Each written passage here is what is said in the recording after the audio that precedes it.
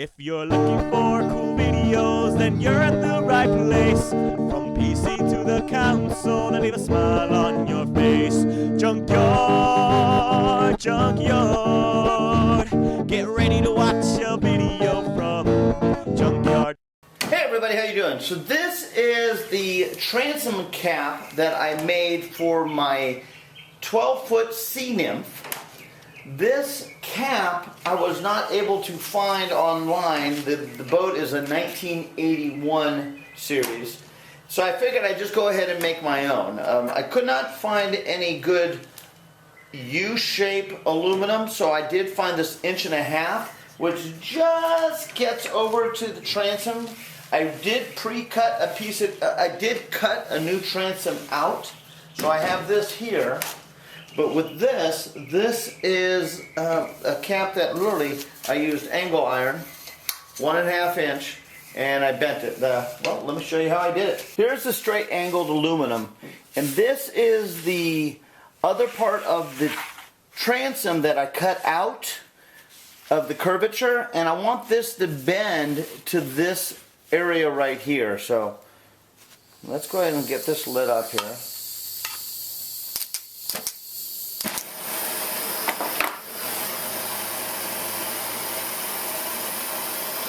What we want to do is heat the aluminum up. If I burn the wood, it's okay. I do have one more that I do have to make for the other side, but let's go ahead and heat this aluminum up. And in theory,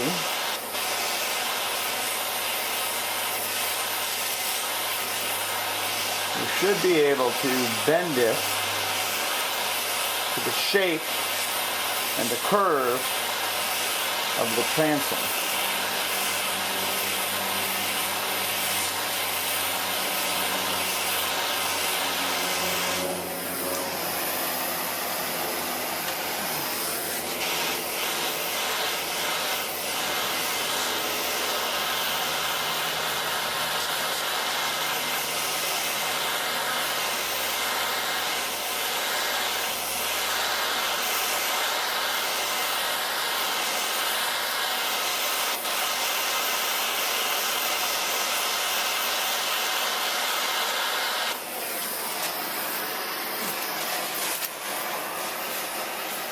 It's bending.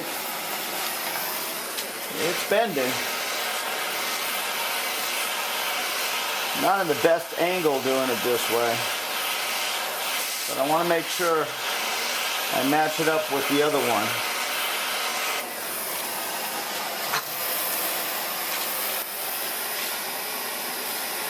And there it goes.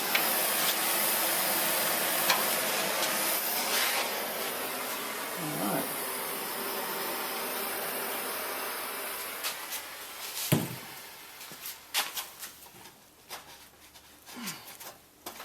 That's it, you guys. That bent to where we wanted it. Now I already did the other one, so we have the two curves where we want them. In theory, we'll go see if it works on the transom. Alright, so here is the heated up aluminum. And as you can see, guys, that fits nicely. Woo! That is beautiful.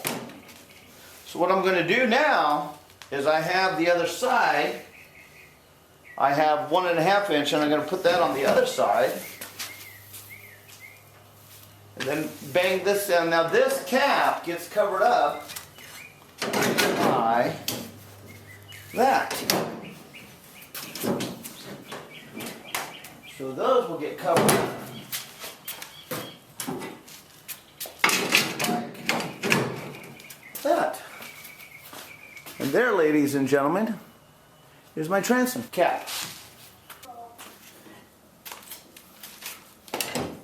Alright, so I cut the other one and heated it and bent it just like I did. So this is 1 inch and this is 1.5 inches. So the inch fits right there.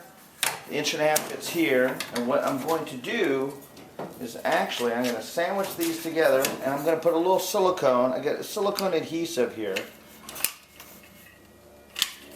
Let me get it going here. Here it goes.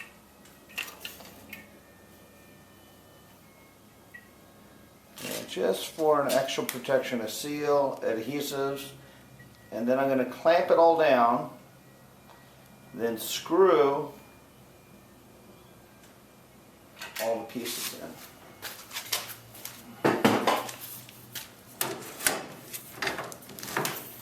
Okay.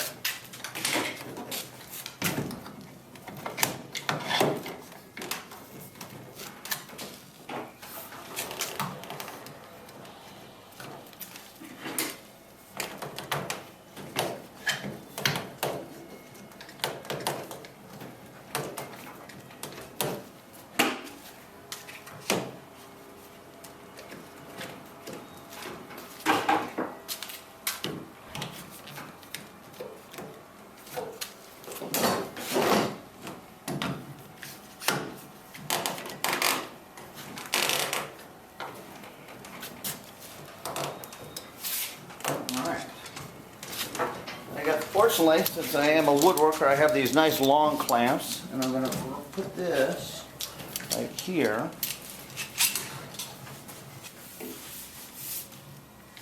Okay, and I have some marks here where I plan on putting the screws. Now again, the inside diameter one is only 1 inch and the outside is 1.5 inches, so I cannot go dead center. If I go dead center, I'm going to miss the plate. So I am 5/16 from the back of this one.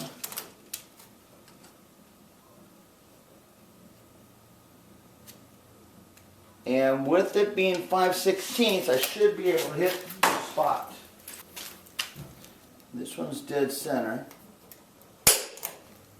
And then I have this one, which is off a little bit. Now again, I measured where the motor is going to be going. The motor itself, the clamp of the motor is 7.5 inches. So I'm dead center 7.5 inches from those spots.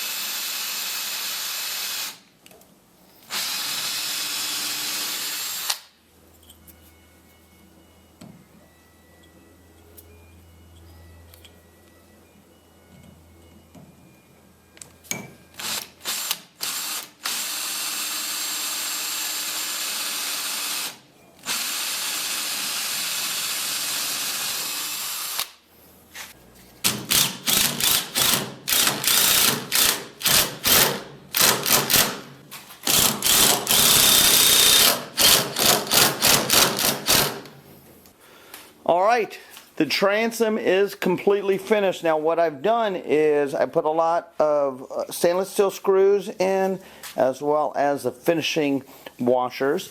As you can see, it contours beautifully. I have my new plate on the back side here. The inside as well looks wonderful.